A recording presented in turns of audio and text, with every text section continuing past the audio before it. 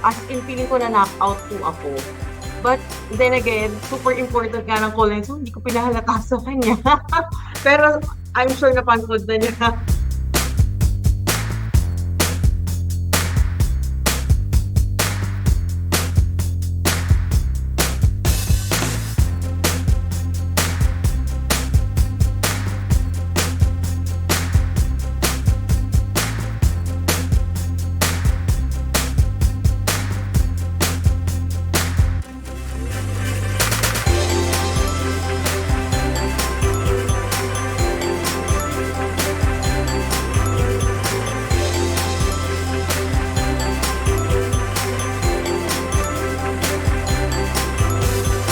Yung pag-respond ko sa kliyente, doon din nakabase kung yung kita namin, yung earnings ko.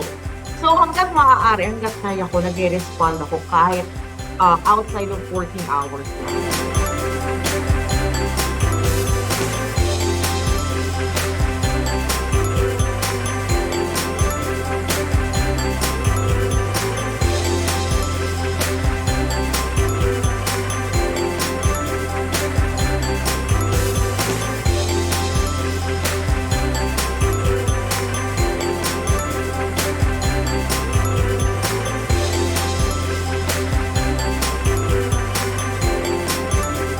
I'm glad na I have a husband who helps me with responsibilities at home. Pero syempre, minsan, ikaw rin yung magluluto.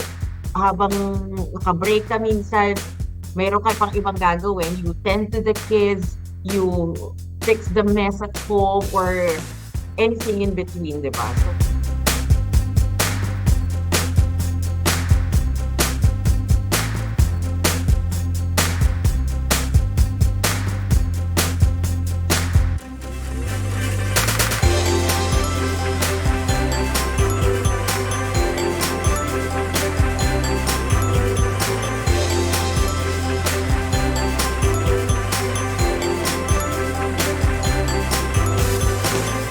minsan akala mo, ikaw lang yung nagsa-struggle ng ganito. May isip mo na, bakit yung pinapanood ko ganito, parang ang ganda ng buhay niya. Parang ang dali lang i-balance ang pagiging nanay.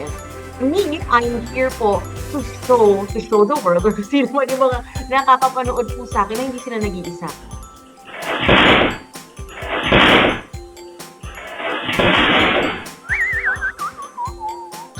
Oh no!